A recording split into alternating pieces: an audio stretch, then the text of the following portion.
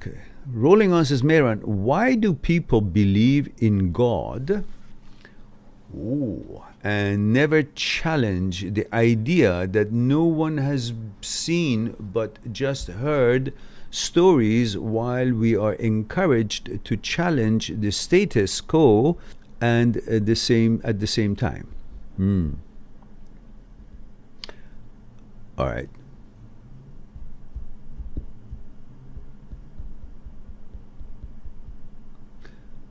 I hope you guys are open for such discussions.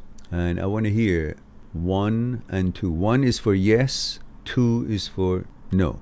Because I want you guys to feel comfortable to be here. Everyone's belief and thinking is important. And I'm not here to tell you what to think, what not to think, as far as these topics of God and religious so on is concerned. So I don't want you guys to feel uncomfortable this way or that way.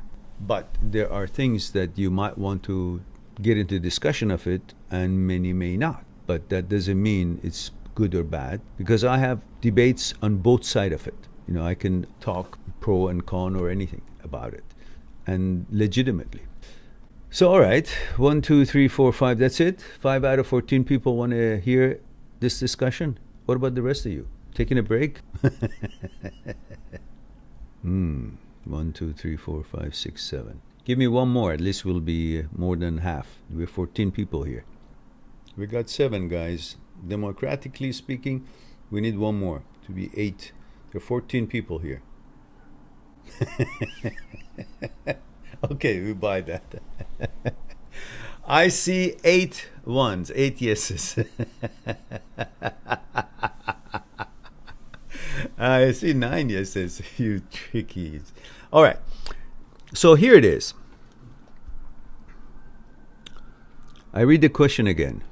Mehran, why do people believe in God and never challenge the idea that no one has seen but just heard stories, while we are encouraged to challenge the status quo at the same time? I don't know about the second part of your question, but the first part. Because we need to. We live in a world of uncertainty. The ultimate purpose of our being has turned into being in pursuit of psychological security. And that psychological security is elusive, is never to be found. So we created a hack. Whether we knew it or not, the challenges were great, uncertainties were great. We were living in a state of paranoia, so many dangers, so many attacks, thousands and thousands of years ago. Look at the history. All wars, uncertainty, insecurity, physical attacks, physical harm, lawlessness, all kinds were going on for thousands and thousands of years. The conditionings we received in our consciousness from the beginning of humankind, the history of humanity, was about fear. Fear from the animals, wild animals eating us, fear of lack of food, attack of other tribes, other people, stealing our food, stealing our women at the time. Everything was fearful and unstable. So where would you find the answer to all the problems that on a daily basis were hitting you? You would wish for some kind of a superpower, supernatural. And you would be ready to accept that because that was your need. Just like today, so you drink this water and it will cleanse you. It will take care of their problems. And you've been coming from months and months of uncomfortable life and looking for salvation, solution, and a magical something to do that what this person is suggesting that this water will do. You're ready to accept that. You want it because of all the things you went through. You just want it to be that easy because you can't handle it. You can't come up with something that could take care of your problem, cleanse you. But I take this water, that placebo will help me. So then we go back to that caveman time. I wanted a certainty that I couldn't find. I wanted a psychological security, the security, physical security I couldn't find. So what did we do? We went to our basement, made clay statues, colored it, shined it, brought it out, said, please help the crops to be good this week, this year. We created the damn thing in our basement, but we're asking for health and magic and miracles and harvest from this, that what I created, and give it the power. I gave it the power that I myself, who gave the power to that, could not exert to bring about the miracles that I'm asking that statute that based its power on what I gave it. Because I needed that and I couldn't do it. But I thought, thinking about something else to do it, that power I have. I can make myself believe that something can help me, but I can't actually believe I can help me. That was the beginning of the problem. So for that creation of that psychological security, I started with that statute. Then after a while, it seemed like, well, that I created that, and somebody came along and said, listen, you guys made this thing up. How could this thing, I can break it. And so we know the story. And then so we said, okay, let's create something that I can't even see. But then that will have the power. So we created something out there that is watching me and judging me, judging my thoughts, knowing everything about me, things about me that I don't know, which I gave it the power to know about me that I don't know. And the things that I think it knows, it's stuff that I know. But I'm thinking that it knows what I know. I just think that thought that is outside of me is actually watching me, judging me, and knows everything about me, but it is me actually who's telling him the stuff that it knows about me. But I want to think of it as a separate entity. So I have a watcher.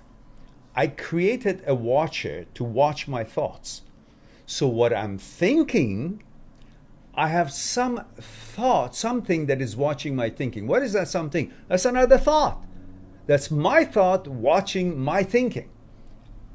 And instead, I'm thinking that what is watching my thinking, there's something else that's probably watching what is watching my thinking. And I call that God. Because that now is, there has to be something beyond me watching me. If I can watch me thinking and everything that I do, there must be something that watches everything. So we created that. In order to bring that psychological security that is elusive and I can't get it, but I really want it. At least I need the security. I need to believe that it exists. So I created that. Now I worship it. Having said that, it's actually good. Because we are not powerful enough and advanced enough to be able to handle the challenges of life. We need such a belief to be motivated to go and take care of business, to go and meet with the challenges. Without knowing that something is telling us, you can do it, we can't do it.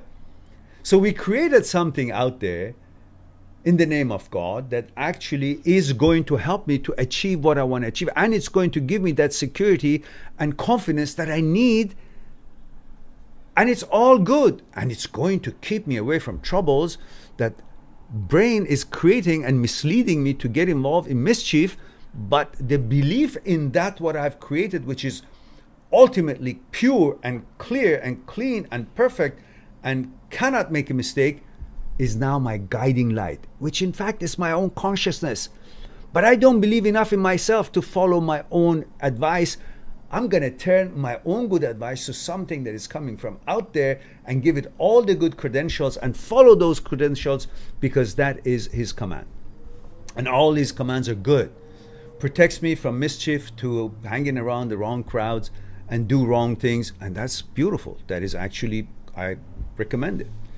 So religion, believing in God, is actually good. I don't care what your explanation is for it. But we are not advanced enough to be able to handle our problems rationally, logically. We need to believe to some supernatural, and to believe that we gotta please him or her or it. So we will behave. So we will not get mingled with different things, because we are looking for its to look upon us with favored eyes, to give us what we want. Because if you're good, we can pray for it, and then we favor it because we've been good. And to feel the wrath of it, so we won't do anything harm, because we don't know how to control the desire, the ego, the mischief, the negative mind, the evil part of us. But yet, if we're afraid of repercussions, we might be able to harness it, handle it, control it. And we might be motivated to be a good human being, compassionate, not harm others, and be civil.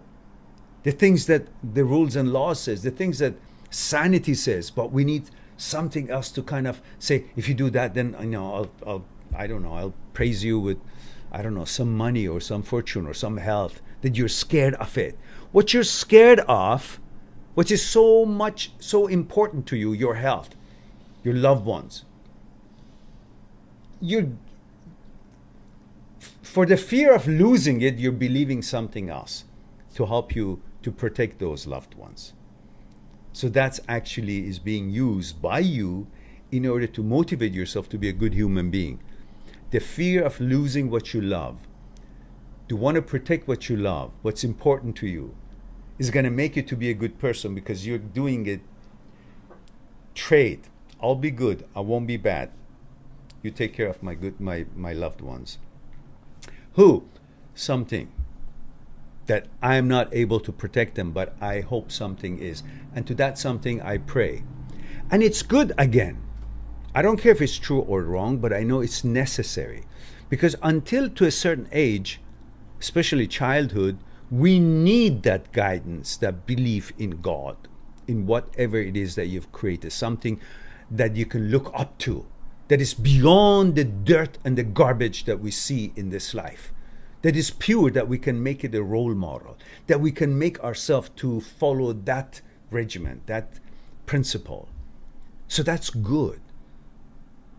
It's good to be religious to some point as guidance, whatever religion it is, to a certain age, to deliver you and take you away from the mischief and misguidedness and following different things and things that you don't do and you don't understand why you shouldn't do, but because the religion says you will stay away from those. That's good. Until you are at a certain age that you can now rationalize, make sense out of things, understand what is consciousness, what is thoughts, what's the role of thoughts and consciousness on you, what about ego, pleasure, fear, desire. All of these, now suddenly you understand how you're put together. What is your psyche like? What's its control on you? What's the limitations of the brain? What's the power of the brain? What's the role of brain? Are you the brain? Are you the thoughts? Are thoughts you? And you get to understand you're not the thought. Thought is not you. So you're not going to be influenced by the negative thoughts and follow and become an asshole or do things. And then you understand that the brain can malfunction, so you're not crazy. You understand that this is a malfunction of the signaling system in the brain. You understand these things at a certain age, and you begin to realize that it is you who's watching your thoughts. It is your own thoughts. It is you who wants to do good and be a better person, not for the reason of being favored or have the wrath of God. You will begin to become a good person on yourself. It's like the ship. It's like the bicycle that you're trying to learn how to ride it, and eventually they take the trainer wheels off because now you figured it out. Now you can make right decisions. Now you've come to a certain age. So, as much as it's pretty much fake, but it's very necessary, believing in God and religions to a certain age to carry you through the shit of this journey from childhood to university. And then on the other hand, I do believe that there is a supernatural power, and that is the universal energy that binds us, gives us life, goes through us, and connects everything, and helps us live and grow and develop, nourishes us. Just like when you sleep, you're tired, and when you sleep, you wake up, you're all fresh. What happened? Something happened while you were sleeping. You were able to accept the frequency of charging the energy of the universe without making effort, without meditating, without, automatically that mechanism is in you. And you're charged up full of energy in the day. You go take on the world. You come home, you're depleted. You sleep, again, you're charged up. So something happens. So there is a connection between the energy of the universe and nature and you. You're part of it, part of the whole cycle of the energy. So there is an organization. There is an organism. There is a discipline. There is an energy. There is that one that needs to be there for anything to start. And that is the universe. That is the essence of energy. On that basis, there is a God. Some people call it nature, some people call it God, some people call it universe. But there is that what makes us all be alive and be replenishing our energy and get our energy and align ourselves with it through meditation, through mindfulness, through understanding. So yes, there is, but not in the way of that is being portrayed, so to speak. So I think I have said it and I have saved myself at the same time.